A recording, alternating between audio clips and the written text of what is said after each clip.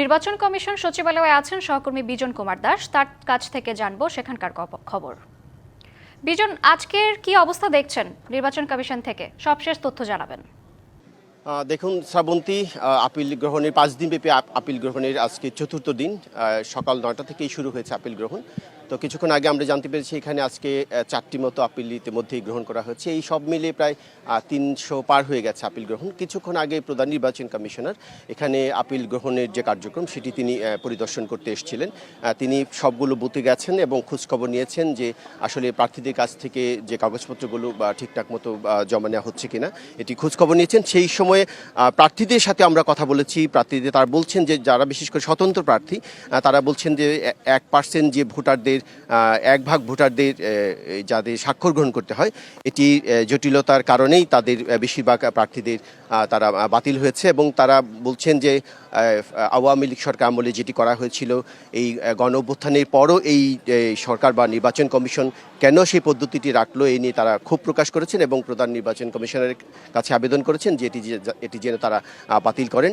আর যেমনটি বলছিলেন আপনি, একটি তথ্য জানিয়ে রাখি যে আপিল শুনানি যেটি হবে সেটি হচ্ছে 12 থেকে 18 পর্যন্ত না, 10 জানুয়ারি থেকে 18 জানুয়ারি পর্যন্ত সেই আপিলের শুনানি হবে। ঠিক এই মুহূর্তে আমার সাথে একজন প্রার্থী আছেন।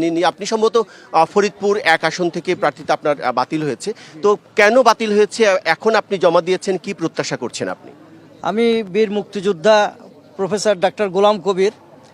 আমি আসলে নির্বাচন করার জন্যে উদ্যোগী হয়ে এই 1% ভোট যে কালেকশন করতে হয় সমর্থন হিসেবে, এর জন্যে আমি বিভিন্ন জায়গায় নিজে গিয়েছি এবং আমার লোকজনও পাঠিয়েছি এবং আমি প্রায় 6000 ভোটারের এরকমের সমর্থনযুক্ত আমি জমা দিয়েছিলাম। কিন্তু যাচাই বাছাইতে বলা হলো যে আমার 3 জন ভোটারের পায় নাই। কালার এক্সপার্ট, জর্জ স্যাপ এবং মাইল্ড অন হ্যান্ডস টেকনোলজি সমৃদ্ধ অরিক্স ক্রিস্টাল ওয়াশ আপনার লন্ড্রি এক্সপার্ট।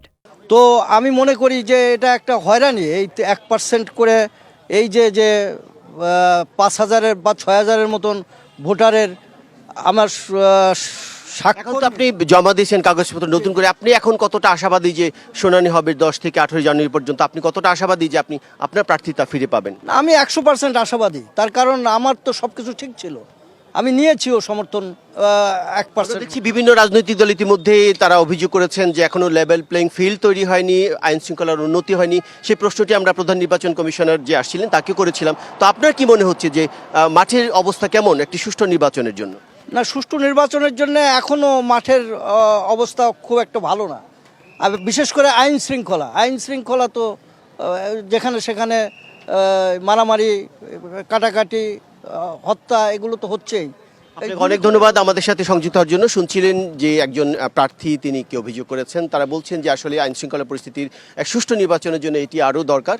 আর যেমনটি বলছিলাম যে যারা এই মনোনয়ন জমা দিয়েছেন প্রথম 2 দিনে 164টি আপিল আবেদন জমা পড়েছিল, তৃতীয় দিন পড়েছে 131টি, সব মিলিয়ে 300 পার হয়ে গেছে এবং আগামীকালকেও জমা নেওয়া হবে। তার 10 থেকে 18 জানুয়ারি পর্যন্ত তারা সেই আপিল শুনানি হবে এবং আপিলে যারা বৈধ কাগজপত্র জমা দিয়েছেন এবং প্রধান নির্বাচন কমিশনের নেতৃত্বে একটি কমিশন সে আপিল শুনানি করবেন এবং সেখানে যদি প্রার্থীরা সঠিক কাগজপত্র জমা দিয়ে থাকেন এবং তার এখানে সিদ্ধান্ত গ্রহণ হবে এবং আগের নির্বাচন কমিশনার যে রিটার্নিং কর্মকর্তা যে তাদের প্রার্থিতা বাতিল করেছেন সেটি হয়তো তারা ফিরে পেতে পারেন। তো আপনাকে ধন্যবাদ।